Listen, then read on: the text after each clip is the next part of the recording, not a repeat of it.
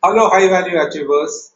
Welcome to the last and the closing part of how a grocer became an emperor without any training under impossible conditions. Now, the key takeaways of the last episode, first and foremost, is that Hemu had demonstrated the me only attribute in whichever area he took, where it came to be either the superintendent of bazaars as an expert merchant, as an expert advisor, as an expert secret service agent, and also as a commander. Now, his exploits doesn't stop there. As per Hemu's track record of winning battles, he led 22 battles for the sultans, undefeated. Of course, there were a few battles which he had advised the sultan not to take action, and I'll come to that. As he worked with Adil Shah, he had provinces extended from Kashmir up to Bengal.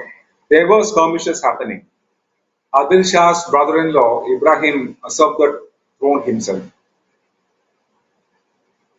He wanted to take action, Adil Shah, and then he told that he's coming with a big army to decimate him. Meanwhile, his brother-in-law Ibrahim said he seeks forgiveness and asked Adil Shah to come with a number of generals and a small army to be with his side, and he laid down the arms. Now, at this point, even Hemu had advised Adil Shah not to do. It's a ploy and a ruse, and you should not fall for it. Adil Shah, for once, went against the better judgment of Hemu and sent his able generals and an army. And when they reached Ibrahim's area, he promptly told them, I am practically owning Delhi and Agra. Do you want to work for me or do you want to work for Adil Shah who takes advice from a grocer? Hey, and these generals were quick to find a grudge against Hemu, switched over sides.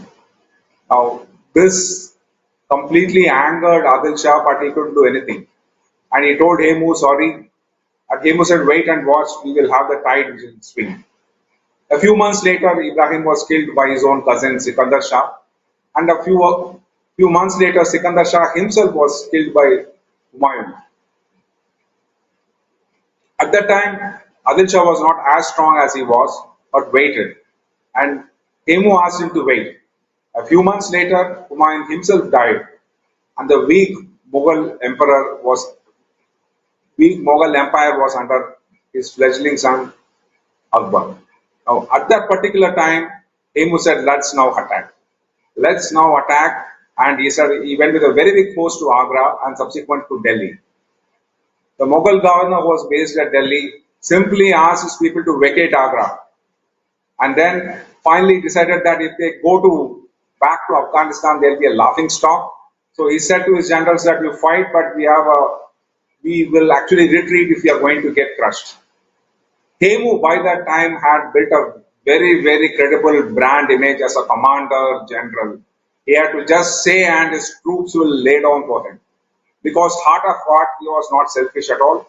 Whatever was given to him as his war booty, he used to distribute to his soldiers. His philosophy was pretty simple. People lay down lives for me and the Sultan. They ought to get the best share and not him. All the soldiers, please understand, most of them were Afghan soldiers. They were led by Hemu, a Hindu commander and a general. It is very, very few times you will see a Hindu commander who gains the respect of a very warrior force who have courage and bravery ingrained in them and submit to his wishes. So that was the phenomenal branding and the leadership which Hemu exhibited. Now coming back to the story, Hemu went and crushed the Mughals in Delhi. And then when he went back to Delhi, he was given a very royal patronage and said, Raja Hemachandra Vikramaditya. And then Hemu thought, yes, where I was to where I have, it's a pretty long way. And he achieved it. Now in closing, I'll not go further into what happened to Hemu next, but I'll stop it at this. Now, what were the extraordinary things, three things which Hemu had? Obviously, he had courage. Many of us have courage. But Hemu knew what to do and how to do. He didn't care whether it is difficult, but what was right. How to do it, he was the best person for that. Most of the people know what to do and how to do, but who will do it? Only Hemu could do it at that time. There was very rarely a person who had multiple dimension expertise as him. Imagine somebody being a grocer with not knowing anything about weapons, leading Afghan armies to victory after victory. 22 battles he had won. And had he stayed, but for an unfortunate accident which finally claimed his life, he would have changed the tide of India completely. The Bharatavarsha of today would be something else had he been there and continued to be there as an emperor of Delhi. That was not to be, but that by no means dilute the extraordinary achievements which Hemu has done. I hope you could introspect, think about all the things he had done.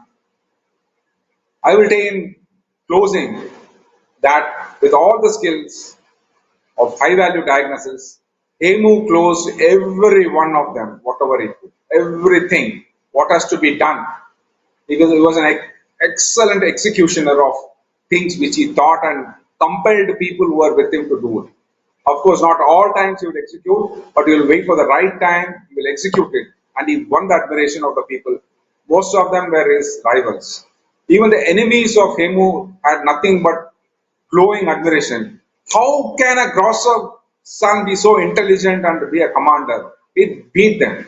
See, anybody who's a warrior by birth can develop into a great king, that's fine. But somebody who knew nothing, but who had a high worth, high value of himself, that is what is required. So if you want to be a high value grocer, these are some of the things which I thought I should have it in me if I have to be a high value grocer. So thank you, high value achievers.